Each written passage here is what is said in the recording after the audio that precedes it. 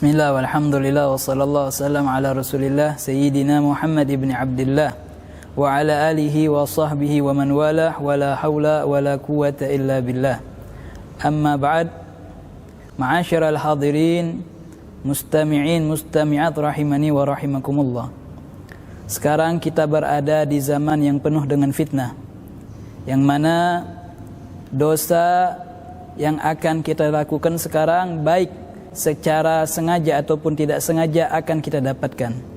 Maka di antara nasihat yang diberikan oleh Al-Habib Zain bin Ibrahim bin Sumit untuk kita lakukan, selain daripada menjalankan perintah-perintah Allah, menjauhi larangan-larangan Allah Subhanahu wa taala, di antaranya ada 3 hal, yaitu adalah kathratul istighfar, wassalatu ala nabiyil mukhtar, wa iktsaru sadaqah fil i'lani wal israr, atau kama qala radhiyallahu an, yaitu bagaimana kita memperbanyak pada akhir zaman daripada memperbanyak istighfar, meminta ampun kepada Allah Subhanahu wa taala.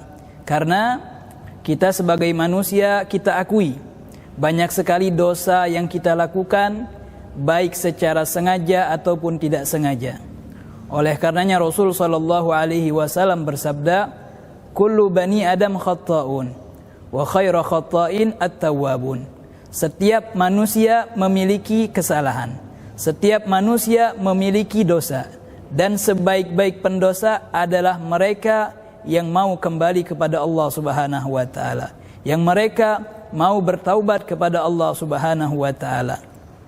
Dan di dalam istighfar ini banyak sekali kebaikan yang akan kita dapatkan daripada Allah Subhanahu wa taala.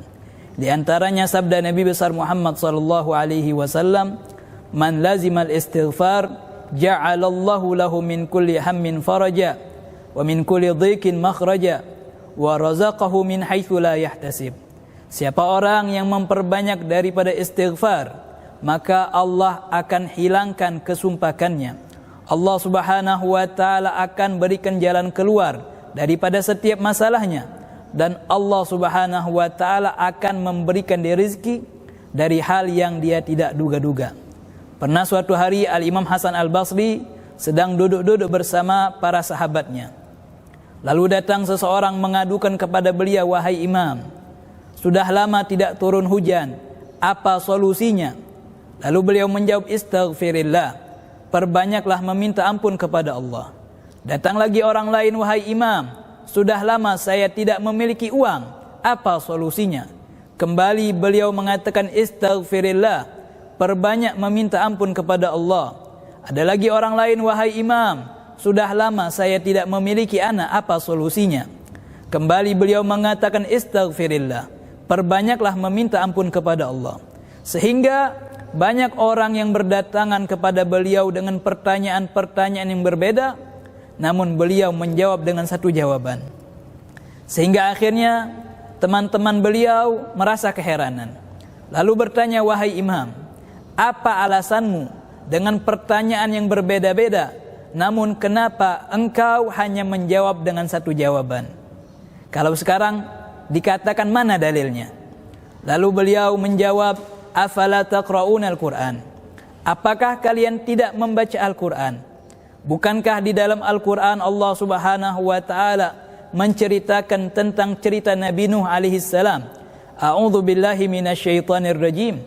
Faqultu astaghfiru rabbakum innahu kana ghaffara yursilis samaa'a 'alaikum midrara wa yumdidkum bi amwali wa banina wa yaj'al lakum jannati wa yaj'al lakum anhara." Maka aku katakan, "Istaghfiru rabbakum, minta ampunlah kalian kepada Tuhan kalian. Sesungguhnya Dia adalah Zat yang Maha Pengampun. Niscaya Ia akan menurunkan bagi kalian hujan yang lebat, dan Allah Subhanahu wa taala akan menganugerahkan kepada kalian dengan harta-harta dan anak keturunan, dan Allah Subhanahu wa taala akan menjadikan bagi kalian anhara, jannat, kebun-kebun, dan menjadikan bagi kalian sungai-sungai." Jadi banyak sekali faedah yang akan didapatkan. Kemudian memperbanyak salawat kepada Nabi Muhammad sallallahu alaihi wa ala alihi wa sahbihi wasallam. Tentu kita sudah mendengar banyak sekali keutamaan salawat yang kita baca. Satu salawat yang kita baca akan mendapatkan 10 rahmat daripada Allah Subhanahu wa taala. Dan cukup bagi kita kabar gembira dari Nabi Muhammad sallallahu alaihi wasallam bahwasannya aqrabukum minni manzilan yaumal qiyamah aktsarukum alayya salata. Orang yang paling dekat nanti denganku di hari kiamat adalah mereka yang paling banyak bersalawat kepadaku. Yang mana harapan kita adalah dekat dengan Nabi Muhammad sallallahu alaihi wasallam. Harapan kita adalah mendapatkan syafaat Nabi Muhammad, maka dengan itu mari kita memperbanyak salawat kepada Nabi Muhammad sallallahu alaihi wasallam. Dan yang berikutnya yang terakhir adalah mari untuk memperbanyak sedekah, baik secara terang-terangan atau secara tersembunyi. Rasul sallallahu alaihi wasallam bersabda, "Ma naqasa malun min sedekah, bal yazdad bal yazdad." Tidak berkurang harta yang dikeluarkan dari sedekah, akan tetapi bertambah dan bertambah. Sedekah kita mengetahui banyak daripada macam-macamnya. Ada sedekah yang disebut dengan sedekah jahar, sedekah secara terang-terangan, yang mana ini juga dibutuhkan bagaimana keikhlasan kita. Sedekah secara terang-terangan bagus. Bahkan ketika kita mengajak orang memulai untuk bersedekah, maka man dalla ala khairin kafailih. Siapa yang mengajak kepada kebaikan, maka dia akan mendapatkan kebaikan orang yang diajaknya. Tinggal bagaimana kita bisa menjaga hati kita, jangan sampai dikotori dengan perbuatan riya ataupun yang lainnya. Ada sedekah sir, sedekah secara sembunyi-sembunyi yang begitu manfaatnya dahsyat sekali. Shadaqatu sirri tudfi'u ghadabar Rabb. Sedekah secara sembunyi-sembunyi bisa memadamkan murkanya Allah Subhanahu wa taala. Maka mari kita menjadi orang-orang yang cerdas dengan senantiasa menjalankan perintah-perintah Allah, menjauhi larangan-larangan Allah Subhanahu wa taala, serta memperbanyak amal-amal soleh yang bisa mendekatkan diri kita kepada Allah Subhanahu wa taala. Maka kita meminta taufik daripada Allah Subhanahu wa taala, inayah daripada Allah Subhanahu wa taala, meminta bantuan daripada Allah Subhanahu wa taala agar kita dijadikan oleh Allah Subhanahu wa taala hamba yang dimudahkan dalam menjalankan perintahnya, serta dijauhkan dari setiap larangan-larangannya, dan kita diwafatkan dalam keadaan husnul khatimah setelah mendapatkan umur yang panjang fi taatillah wa fi taati Rasul sallallahu alaihi wasallam. Hakadha minni wal afu minkum, wassalamu alaikum warahmatullahi wabarakatuh.